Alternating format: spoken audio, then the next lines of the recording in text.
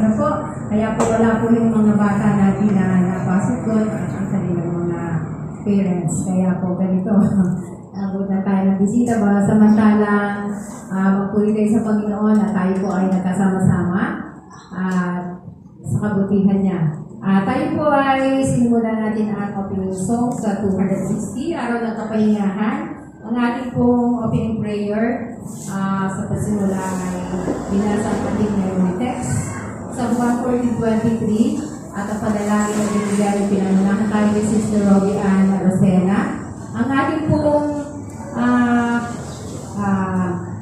musical opening ay hihingin natin sa ating mga bisita sa umaga nito. Ano po ang papuring awit natin maririnig?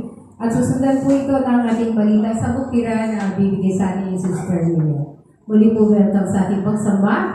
Tayo po ay maging masaya. Kahit tayo ilan at ang mga butining hanggang sa langit ay nasa ating kalangit na kasama natin. Maraming salamat po. Dito po tatakbo ating programa sa ating Sabbath School.